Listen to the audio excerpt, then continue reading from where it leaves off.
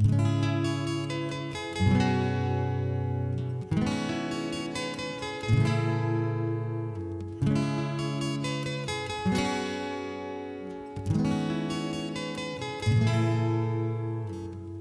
ne pourrai jamais t'aimer, comprendre ni réaliser.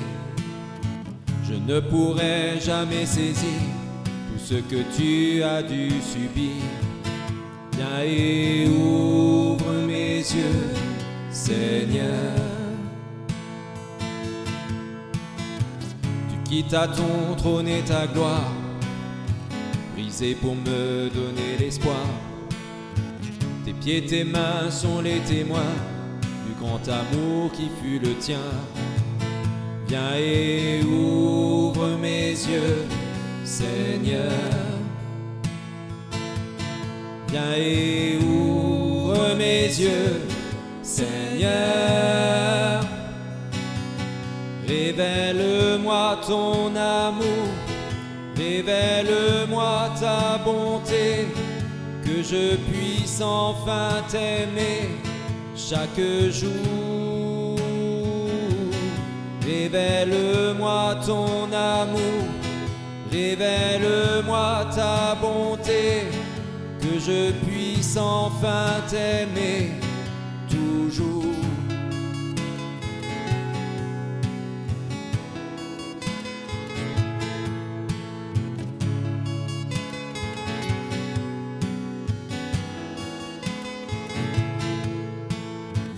Je ne pourrai jamais t'aimer, comprendre ni réaliser.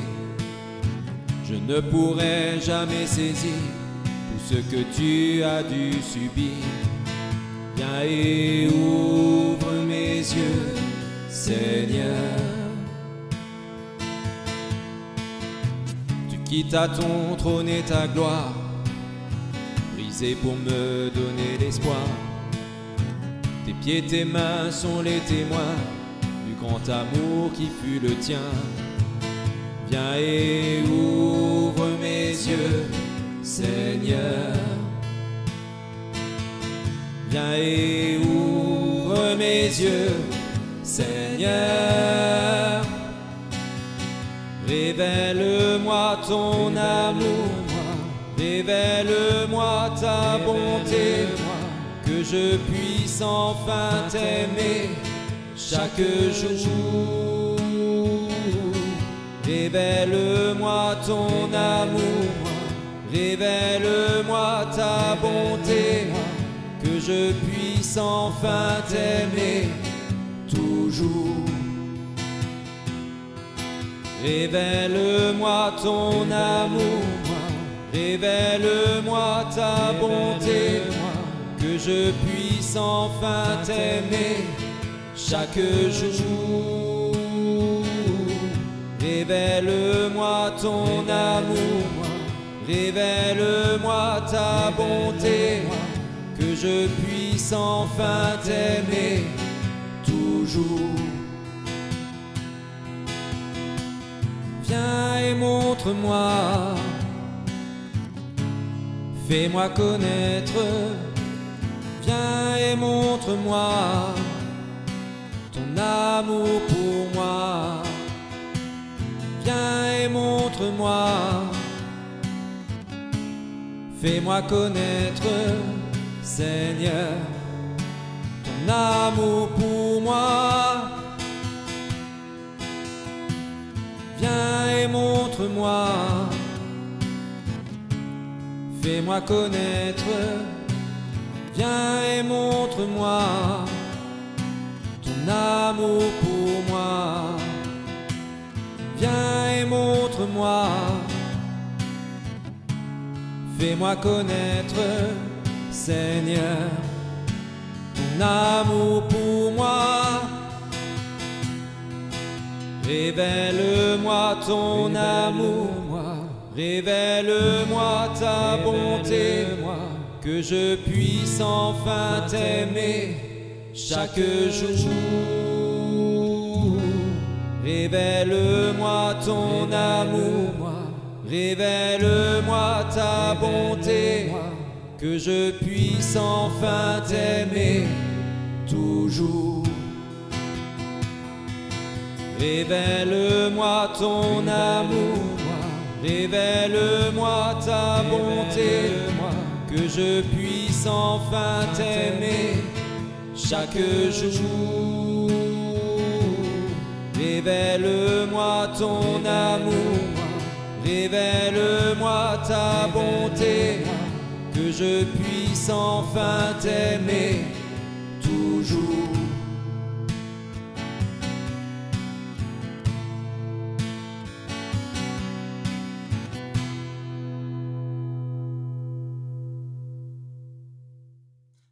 Soyez les bienvenus pour ce nouveau culte à travers l'écran. Alors aujourd'hui, nous aurions dû être réunis à l'occasion de la fête paroissiale de Weinburg-Sparsbach-Erkartswiller, avec un super culte, avec un super apéro, avec un super repas, avec une super musique, avec des super danses, avec des super lots de tombola, avec de la joie et de la joie. Malheureusement, c'est pas encore possible. Et ça le sera sans doute plus cette année. En tout cas, plus pour une fête paroissiale, parce qu'une fête de ce genre, ça nécessite une très grosse préparation et ce sera sans doute très compliqué à mettre en place. Voilà. Alors, dans nos communautés respectives, nous aurons quand même l'occasion de nous retrouver et d'être dans la joie à un moment ou un autre et le plus rapidement possible. Une joie qui, malgré les circonstances actuelles, est quand même au cœur de ce culte, que je ne vais pas dire que c'est un super culte, hein, mais bon, voilà. Une joie véritable parce que nous savons qui nous sommes. Et ça, c'est très important. Alors si cette dernière phrase vous titille un petit peu, on va y revenir très rapidement. Voilà. Une joie véritable parce que, comme le dit le verset du jour, « Béni soit Dieu qui n'a pas écarté ma prière, ni détourné de moi son amour. » Et ça, vous le trouvez au verset 20 du psaume 66. Alors, pour l'instant, poursuivons dans cette joie, la joie de ce super culte. Ah, zut, ça y est, je l'ai dit. Bon, en même temps, c'est même vrai. Alors, allons-y dans la joie et chantons le deuxième chant.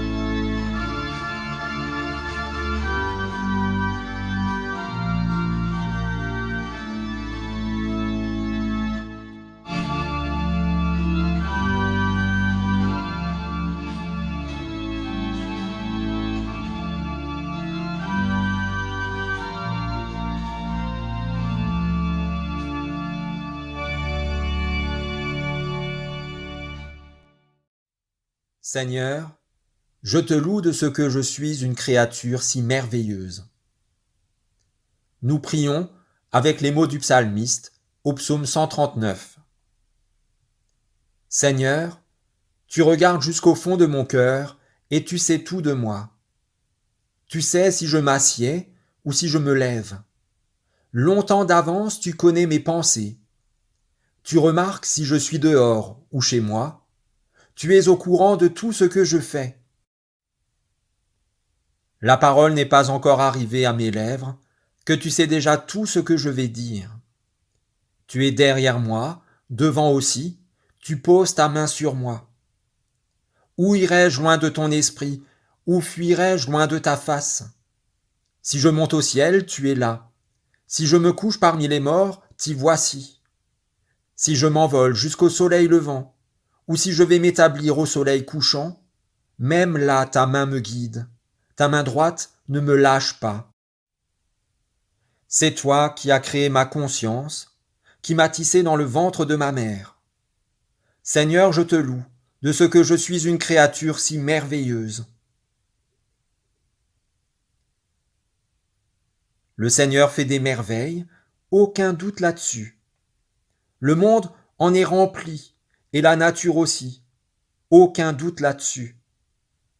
Mais que moi j'en fasse partie, que moi je sois une merveille, avec tous mes défauts, aussi mal fichu et aussi nul que je suis, avec ce que les autres pensent de moi, avec ce que je pense de moi, c'est beaucoup moins évident. Et pourtant, Dieu me le dit. À ses yeux, je suis une merveille. Normal, c'est lui qui m'a créé, et tout ce qu'il crée est merveilleux. Alors moi, pourquoi j'en douterais ?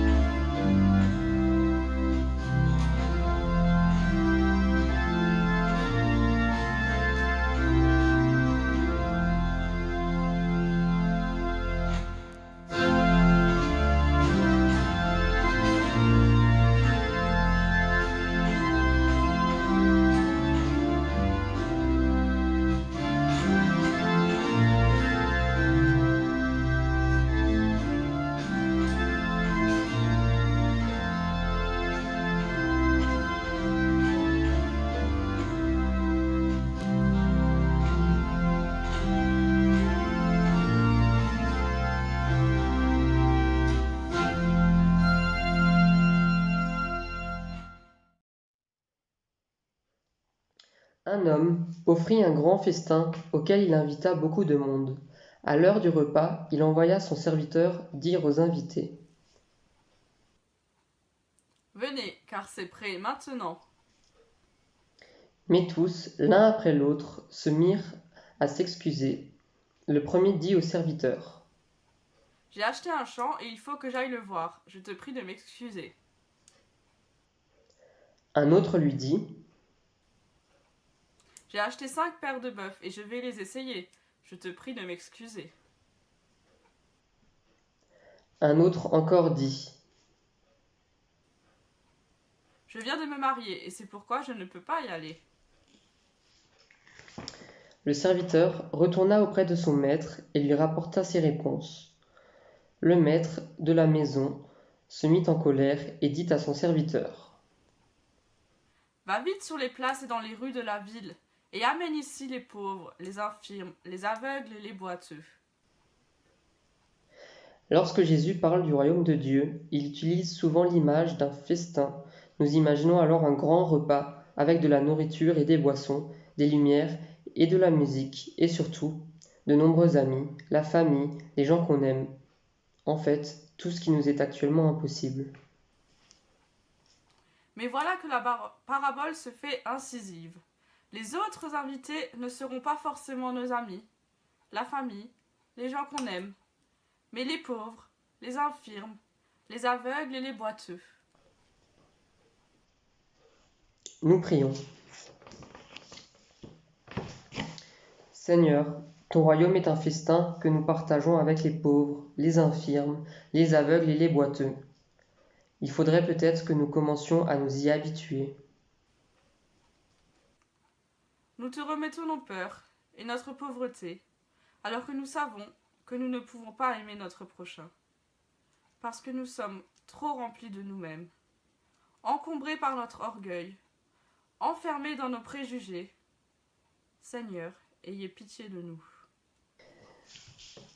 Nous te remettons l'infirmité de notre foi, lorsque nous avons peur de partager avec notre prochain et que notre égoïsme retient nos mains, notre pain, notre terre, nos biens et même notre foi. Seigneur, aie pitié de nous. Nous te remettons nos propres aveuglements, lorsque notre timidité et nos préjugés ne nous permettent pas d'accueillir notre prochain, mais que notre regard s'est éteint, nos oreilles fermées et notre parole muselée. Seigneur, aie pitié de nous.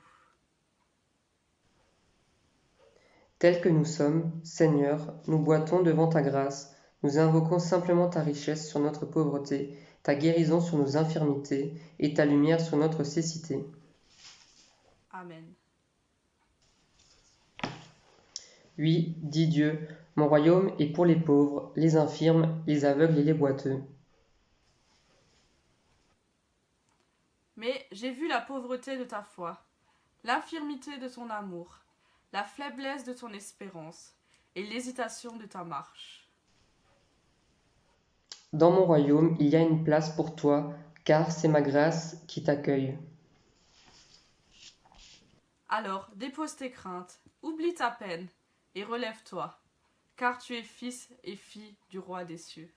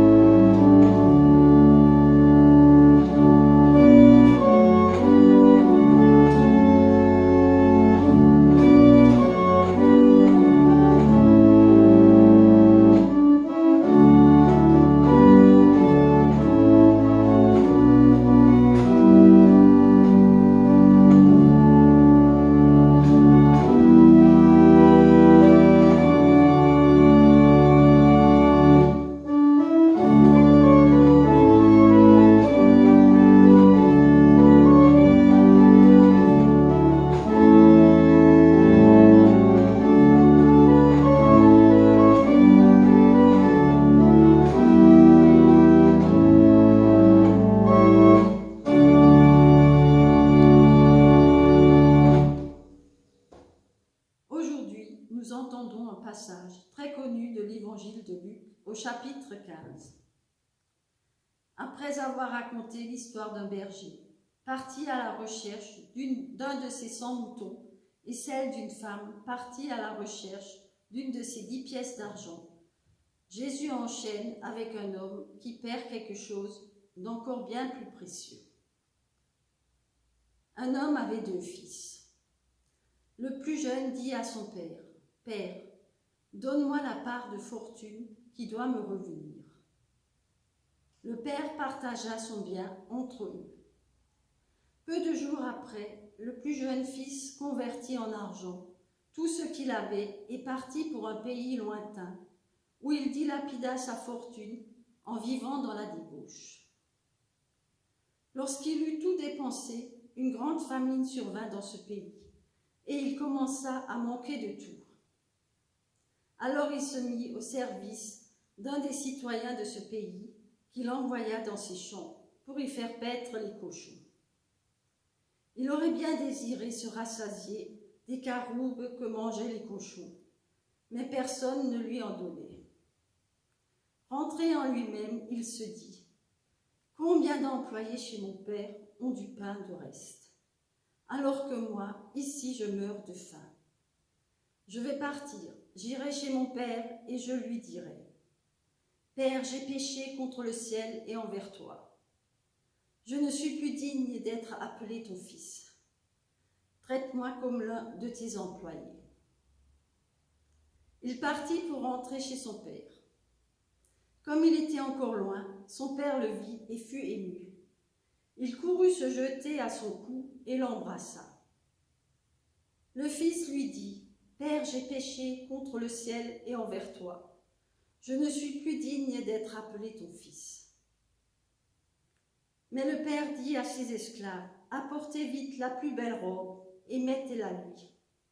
Mettez-lui une bague au doigt et des sandales aux pieds. Amenez le veau engraissé et abattez-le.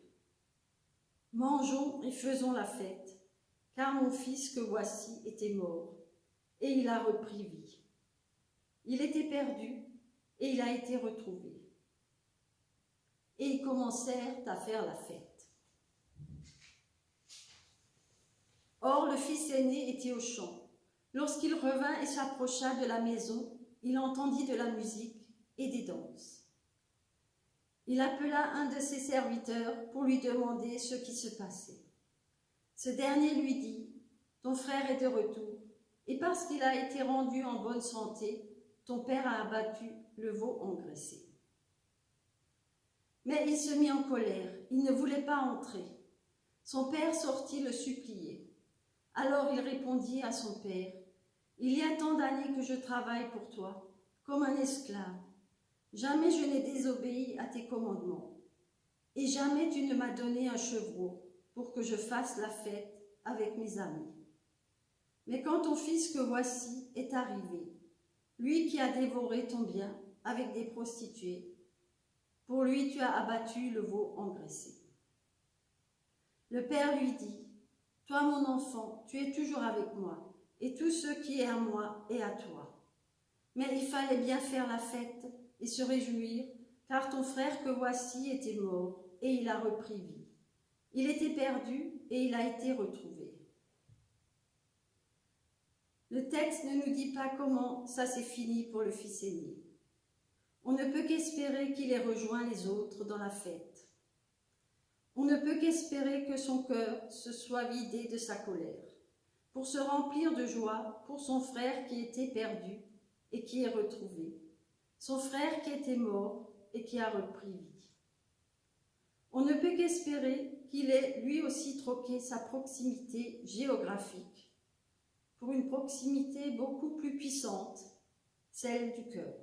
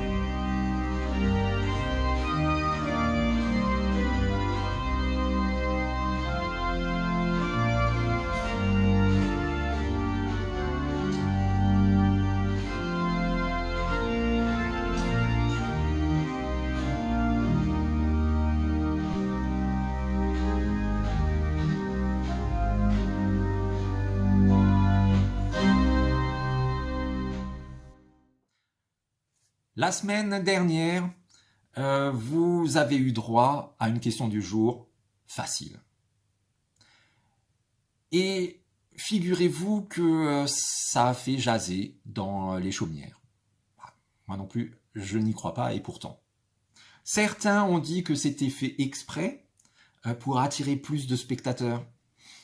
Ce qui est complètement faux puisque ici, personne n'est spectateur de ce culte, mais nous sommes tous participants au culte. Enfin, j'espère, je le souhaite. Depuis le début de la vidéo, c'est ensemble que nous prions et que nous chantons. C'est ensemble que nous avons lu et écouté la parole de Dieu.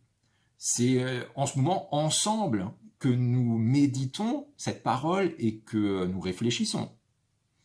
Donc ça fait quand même une énorme différence.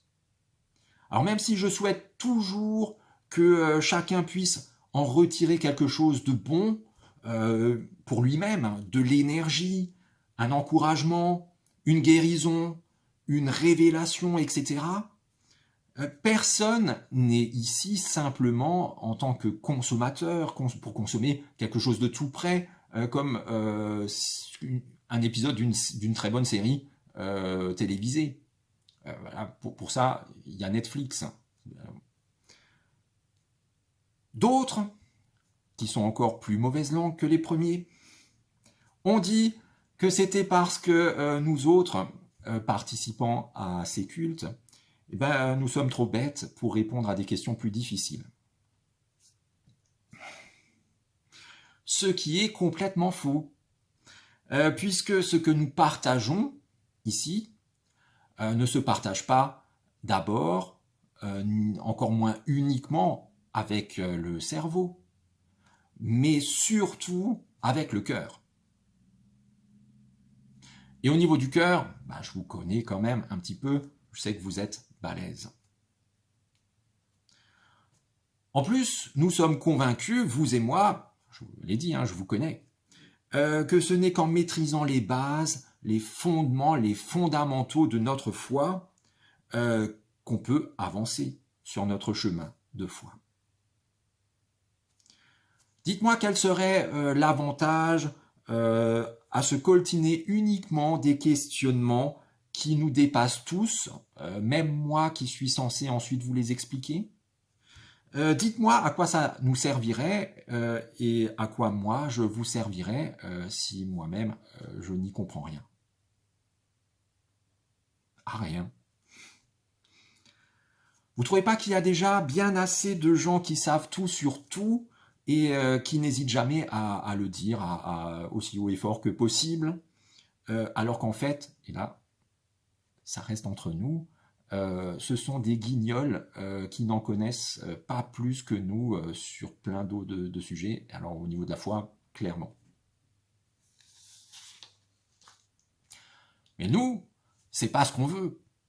Nous, on veut construire sur de bonnes bases et avancer pas à pas, parce que la vie de foi, c'est une vie d'apprentissage.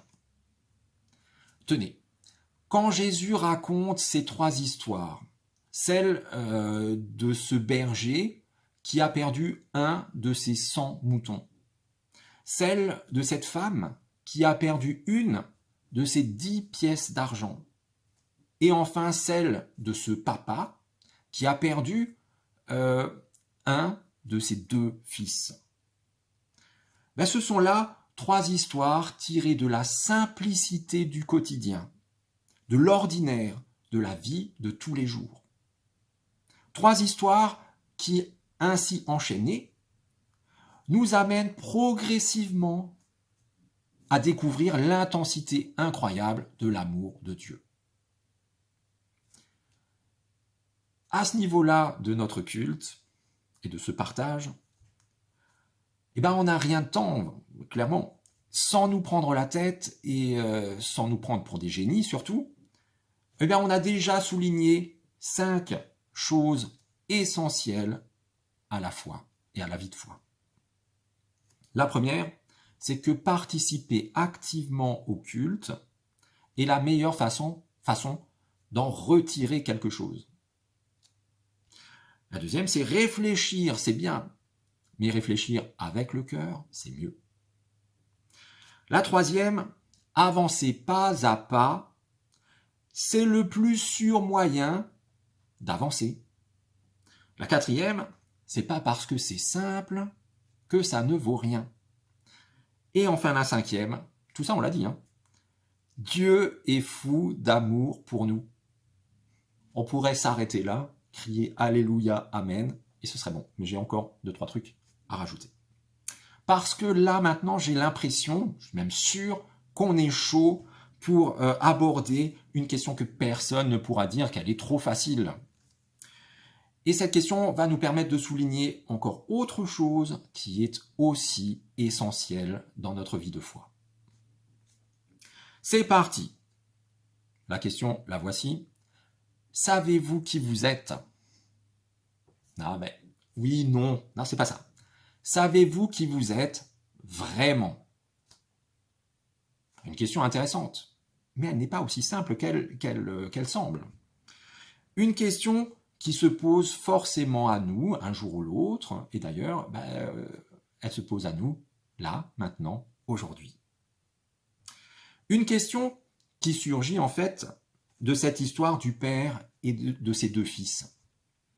Parce que, on va le dire tout de suite, le problème de ces 2 fils, c'est qu'ils ne savent pas qui ils sont vraiment.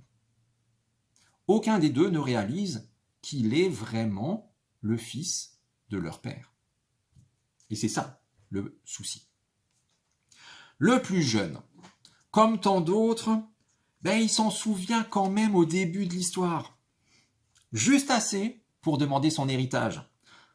Papa, c'est moi, ton fils. Tu peux me donner mon héritage? Merci, bisous, ciao. Oui, comme tant d'autres, parfois comme nous-mêmes. Parce que quand il y a quelque chose à y gagner, là, oui, on se souvient qu'on est amis. On se souvient qu'on est parents. Si, du côté du caniche de la voisine de palier. On se souvient qu'on s'aime bien. Quoi? Les petites gifles, les moqueries? Ah, mais je rigole. Ah, comme t'es susceptible. Mais une fois les sous-sous dans la popoche, que fait le plus jeune des 2 fils? Il part vivre sa vie le plus loin possible. Il tire un trait sur son passé, sur son histoire, sur sa vie jusque-là, pensant pouvoir le faire, hein, pouf, comme si ça n'avait jamais existé, et pensant vivre sa vraie vie à partir de maintenant. Alors bien sûr, on peut lui trouver quelques excuses. Cette vie de fils à son père, c'est peut-être pas facile à porter. C'est pas toujours facile d'être le fils de truc ou la fille de machin. Et comme tous les jeunes, il veut sans doute découvrir le monde par lui-même, faire ses propres expériences, devenir qui il rêve d'être. Et parfois, en fait, les jeunes, ils veulent être n'importe qui sauf leur père ou leur mère. Mais en agissant ainsi, en fait, ce qu'il fuit, c'est sa véritable identité. Le plus jeune, toujours lui comme tant d'autres, se souvient de qui il est vraiment une deuxième ou une seconde fois dans cette histoire. À quel moment? Quand rien ne va plus. Quand il est au fond du trou, quand il est sur le point de mourir. Oui, comme tant d'autres, parfois comme nous-mêmes. Parce que quand on ne sait plus comment s'en sortir, ni vers qui se tourner, alors, en fait, on fait appel à ceux à qui on a méchamment tourné le dos pendant longtemps, parce que finalement ils sont notre dernière chance et parce que ils n'auront pas le choix. Le lien de sang ou familial ou peu importe qui nous unit à eux fera en sorte qu'ils seront obligés de nous aider. Mais même là, le plus jeune fils ne se considère toujours pas comme le fils de son père. Quand pour sauver sa vie, il se décide à rentrer, il envisage un motif professionnel. pas un regroupement familial. Traite-moi comme l'un de tes ouvriers. Je veux pas spécialement être ton fils, hein. De la nourriture, un peu d'argent, une chambre de bonne sous le toit de la grange, de l'argent donc que j'aurais gagné en travaillant pour toi, juste le temps de me refaire, ça me va, et après, après, ciao. L'aîné. Ah bah, lui, c'est pas forcément mieux, hein. Il a beau être resté auprès de son père toute sa vie, sans jamais s'éloigner de plus de 10 kilomètres ou partir pour plus d'une journée. En fait, il est là, auprès de son père, dans le domaine familial, comme le sont les ouvriers, les serviteurs et peut-être même les esclaves. Mais il n'est pas là comme un fils. Lui non plus, il n'a pas envie d'être le fils de son père. D'ailleurs, quand il parle à son père de son frère, il dit « ton fils ». Autrement dit, moi, j'ai rien à voir avec vous, ça ce sont vos histoires de famille, à vous. Moi, je bosse ici comme un dingue depuis tant d'années, depuis toujours, et jamais j'ai même eu droit à un merci, à une petite prime, à une augmentation. Et pour l'autre là, c'est tapis rouge et compagnie. D'ailleurs, tu sais quoi, votre petite fête, vous pouvez la faire sans moi. En plus, vous m'avez même pas attendu. Mais je vais te dire, de toute façon, je veux pas participer. Oui, voilà bien le problème de ces deux fils. Ils n'acceptent pas ce qu'ils sont, les fils de leur père. Alors certains ont reproché au père de trop laisser faire, de ne pas jouer son rôle de père, de ne pas être un père masculin, un homme, un vrai qui pose les règles, qui ordonne, qui tranche, qui coupe des têtes. Certains disent que tout ce qui est arrivé dans cette histoire, c'est de sa faute à lui, parce qu'il est faible. Alors perso, j'appelle pas ça de la faiblesse. La force incroyable de ce père qui est capable d'avoir une relation d'égal à égal avec ses deux fils. J'appelle pas ça de la faiblesse parce que c'est de l'amour. Un amour qui permet au père de dire ceci à son plus jeune fils. Alors ok, c'est pas dit dans le texte, mais c'est pas pour ça que c'est pas vrai. Moi je l'imagine dire ça en tout cas. Tu veux ton héritage? Mais je suis même pas encore mort. Tu veux partir? Mais tu es mon fils, ta place est ici auprès de moi. Et tes études, tu es encore tellement jeune. Et tu vas aller où? Bon ok, comme tu veux. Mais surtout, ne nous oublie pas, ne m'oublie pas moi et reviens quand tu veux. Ce même amour permet à ce père de dire à son aîné ceci. Et toi? Tu n'es pas content du retour de ton frère qui était mort et qui a repris vie? Tu n'es pas content que je sois super heureux de l'avoir retrouvé? Pourtant, il est mon fils. Comment pourrais-je ne pas être heureux à cet instant? Et tu m'en veux de ne pas t'avoir pourri, gâté? Mais toi aussi, tu es mon fils. En fait, tout ce qui est à moi est à toi. Mi casa es su casa, es tu casa. Allez, viens avec moi. Réjouissons-nous ensemble. Cette fiesta n'est pas une fiesta sans toi.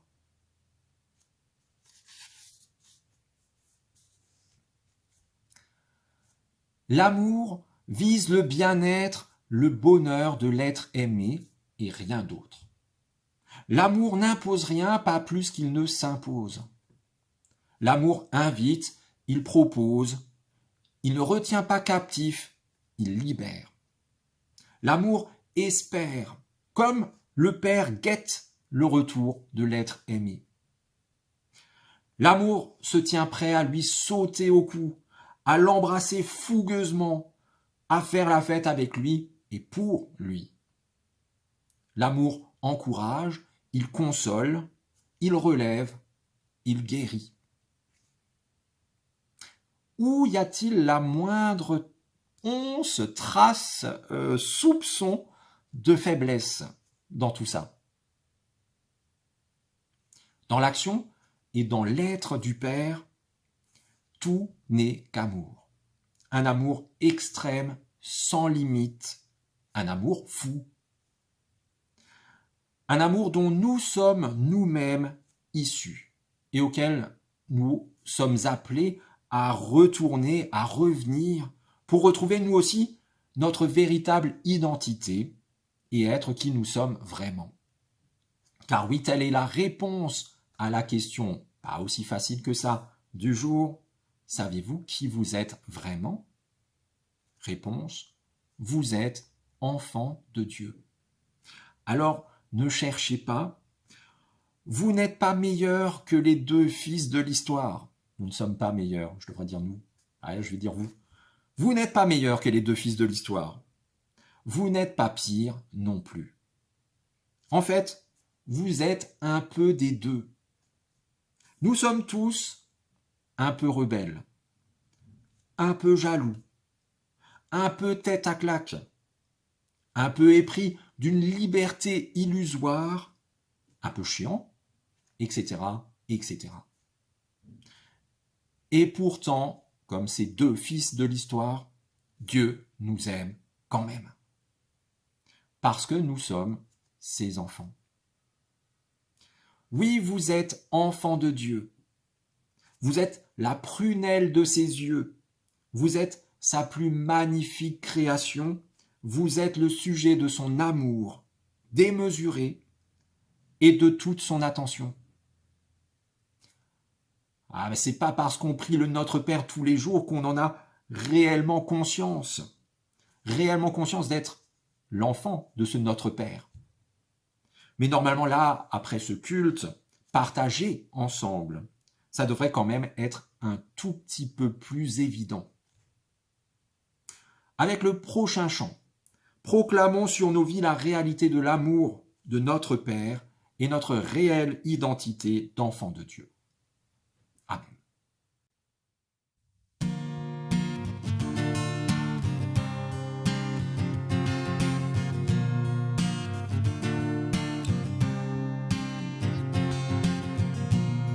J'étais orphelin, seul abandonné, perdu sans chemin, et ton amour m'a trouvé, serré sur ton cœur, blotti contre toi, ma vie enlacée dans la chaleur de tes bras.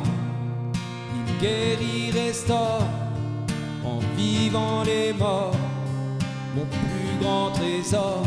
C'est l'amour de notre Père, au feu qui dévore. Baptise-moi encore, esprit à mes corps, dans l'amour de notre Père. Dans l'amour de notre Père.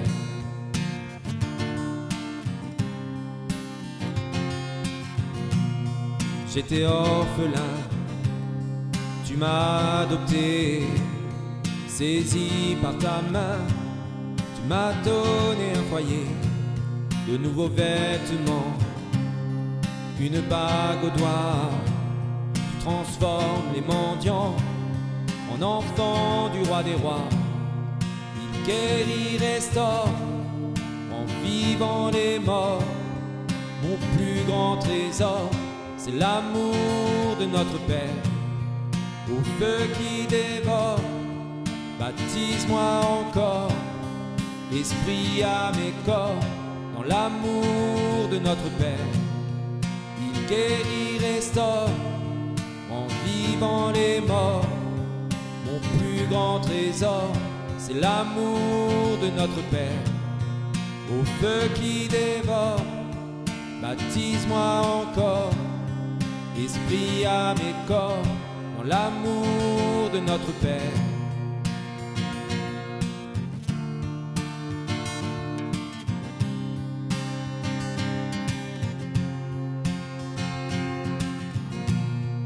Ouragan de tendresse, océan de sagesse, joie jusqu'à l'ivresse, c'est l'amour de notre Père. C'est un lion qui rugit, un torrent qui jaillit, douceur et furie, c'est l'amour de notre Père. Volcan de compassion, tempête d'affection, confiance et passion, c'est l'amour de notre Père. Le Fils venu sur terre, sa mort les bras ouverts, splendeur et mystère, c'est l'amour de notre Père. C'est l'amour de notre Père.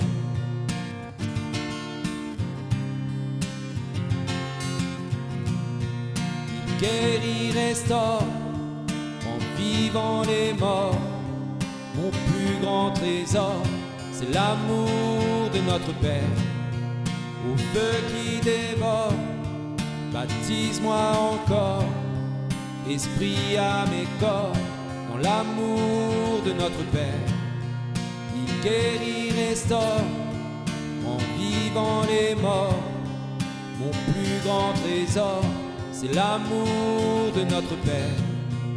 Au feu qui dévore, baptise-moi encore, esprit à mes corps, dans l'amour de notre Père. Dans l'amour de notre Père.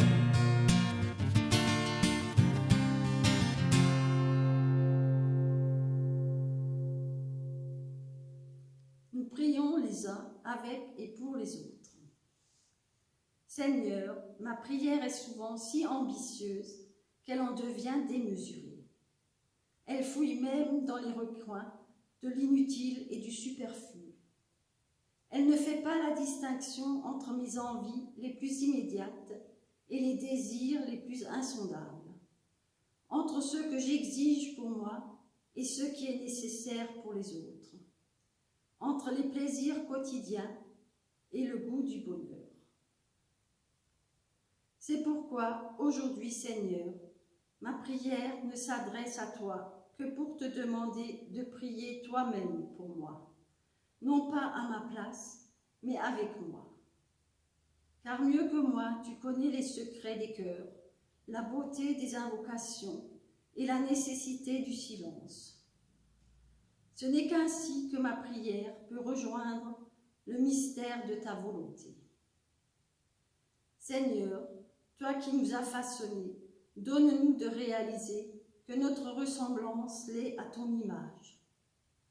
Donne-nous de dépasser le regard mauvais de la jalousie, de la blessure et de la vengeance. Donne-nous de saisir qu'à tes yeux, nous sommes beaux, dignes d'intérêt et même merveilleux.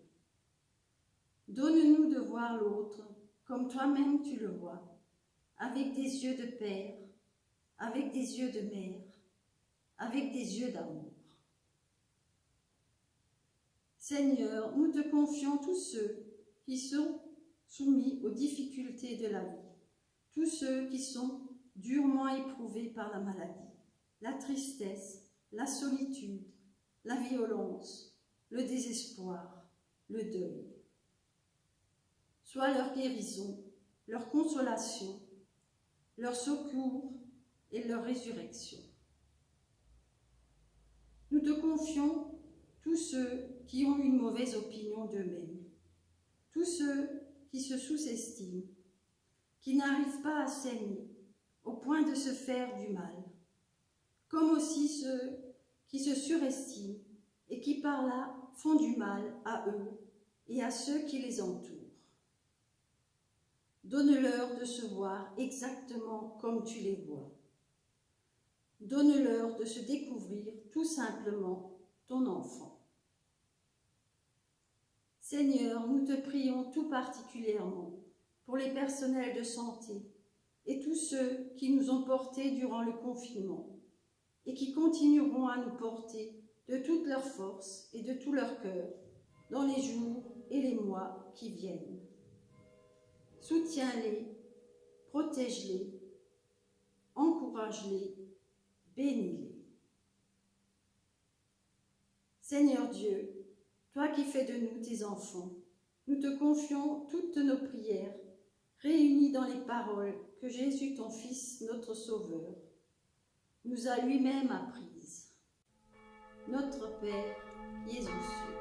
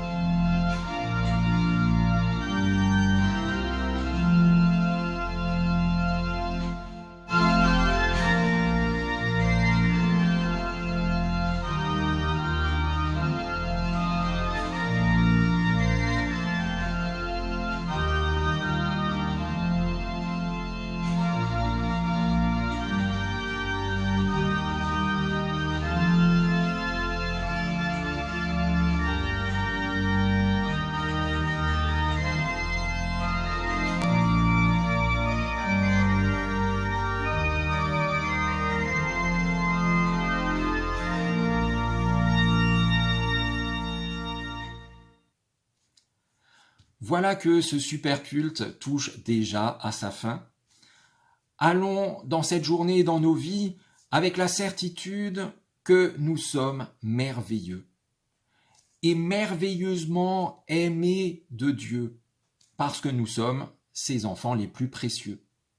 Allons aussi avec cet encouragement de l'apôtre Paul qui dit « Oui, j'ai la certitude que rien ne peut nous séparer de l'amour de Dieu, ni la mort, ni la vie, ni les anges, ni d'autres autorités ou puissances célestes, ni le présent, ni l'avenir, ni les forces d'en haut, ni celles d'en bas, ni aucune autre chose créée. Rien ne pourra jamais nous séparer de l'amour que Dieu nous a manifesté en Jésus-Christ, notre Seigneur. »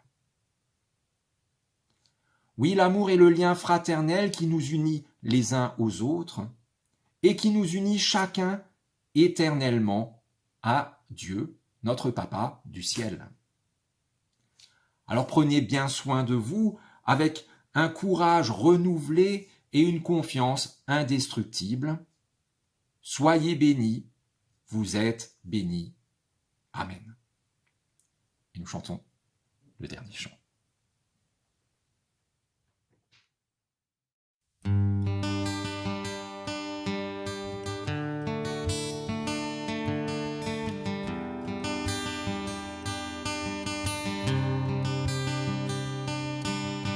I keep fighting voices in my mind that say I'm not enough.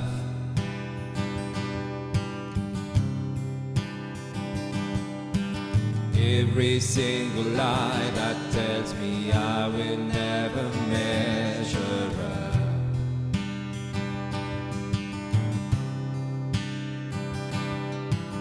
Am I more than just the sum of every high and every low?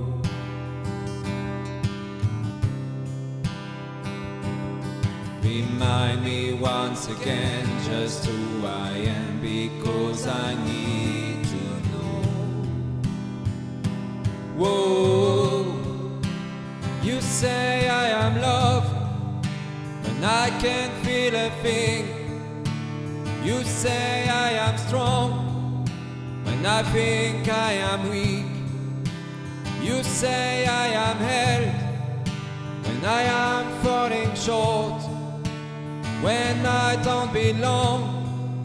Oh, you say I am yours, and I believe, oh, I believe what you say of me. I believe the only thing that matters now is everything you think of me.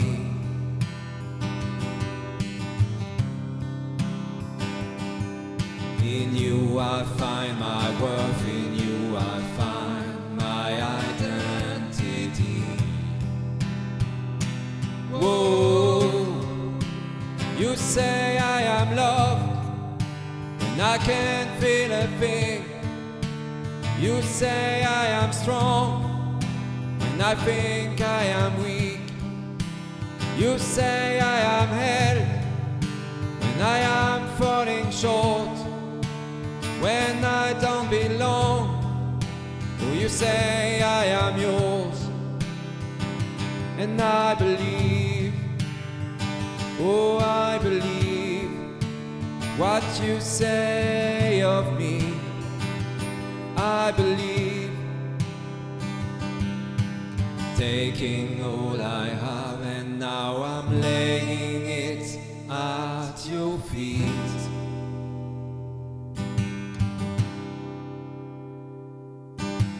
You have every failure, God, and you'll have every victory. Whoa, you say I am loved when I can't feel a thing. You say I am strong when I think I am weak.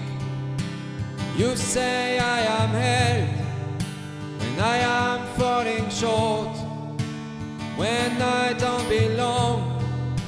Oh, you say I am yours, and I believe, Oh, I believe what you say of me.